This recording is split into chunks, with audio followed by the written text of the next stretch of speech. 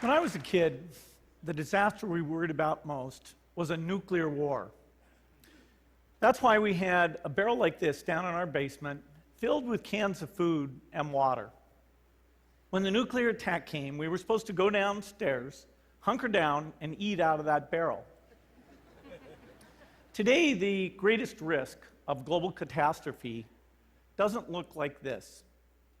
Instead, it looks like this. If anything kills over 10 million people in the next few decades, it's most likely to be a highly infectious virus rather than a war. Not missiles, but microbes. Now, part of the reason for this is that we have invested a huge amount in nuclear deterrence, but we've actually invested very little in a system to stop an epidemic. We're not ready for the next epidemic. Let's look at Ebola. I'm sure all of you read about it in the newspaper. Lots of tough challenges. I followed it carefully through the case analysis tools we use to track polio eradication. And as you look at what went on, the problem wasn't that there was a system that didn't work well enough. The problem was that we didn't have a system at all. In fact, there are some pretty obvious key missing pieces.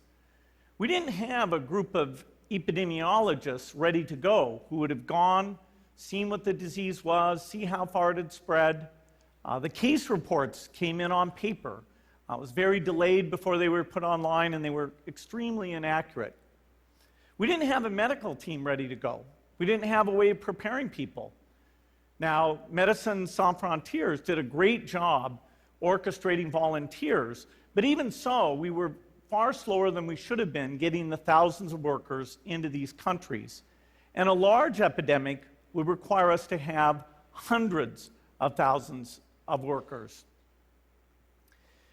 There was no one there to look at treatment approaches, no one to look at the diagnostics, no one to figure out what tools should be used. As an example, we could have taken the blood of survivors, processed it, and put that plasma back in people to protect them. But that was never tried. So there was a lot that was missing, and these things are really a global failure. The WHO is funded to monitor epidemics, but not to do these things I talked about. Now in the movies, it's quite different. There's a group of handsome epidemiologists ready to go. They move in, they save the day, but that's just pure Hollywood. The failure to prepare could allow the next epidemic to be dramatically more devastating than Ebola. Let's look at the progression of Ebola over this year. About 10,000 people died, and nearly all were in the 3 West African countries. There's 3 reasons why it didn't spread more. The first is there was a lot of heroic work by the health workers. They found the people and they prevented more infections. The second is the nature of the virus. Ebola does not spread through the air. And by the time you're contagious, most people are so sick that they're bedridden. Third, it didn't get into many urban areas, and that was just luck. If it had gotten into a lot more urban areas, the case numbers would have been much larger. So next time, we might not be so lucky. You can have a virus where people feel well enough while they're infectious that they get on a plane or they go to a market. The source of the virus could be a natural epidemic like Ebola, or it could be bioterrorism. And so there are things that would literally make things 1,000 times worse.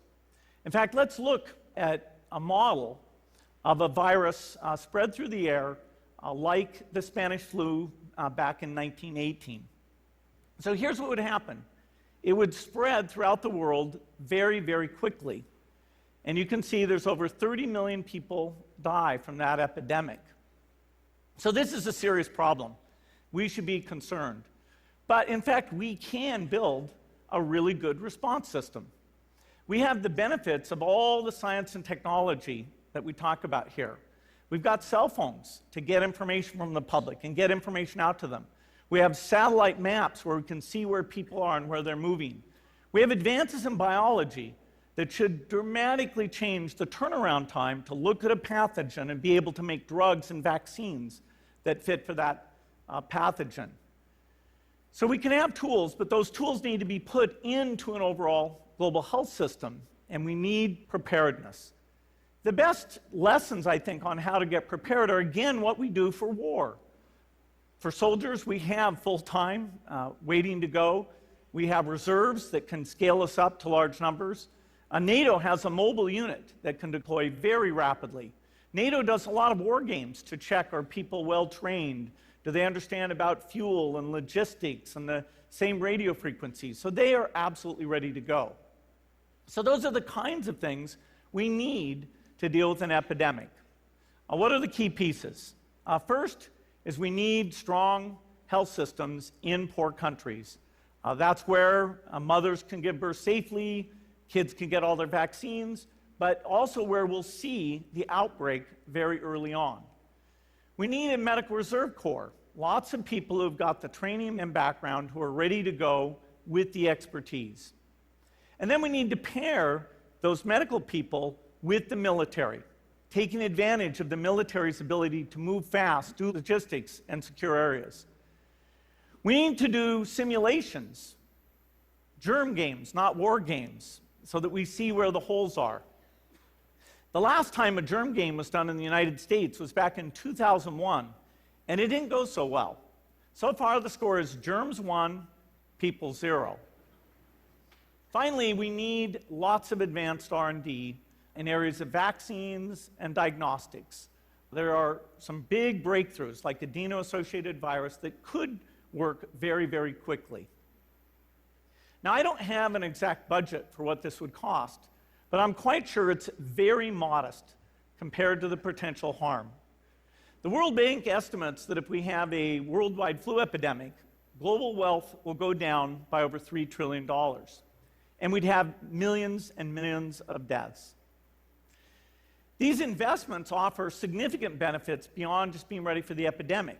The primary health care, the R&D, those things would reduce global health equity and make the world more just as well as more safe. So I think this should absolutely be a priority. There's no need to panic. We don't have to hoard cans of spaghetti or go down into the basement.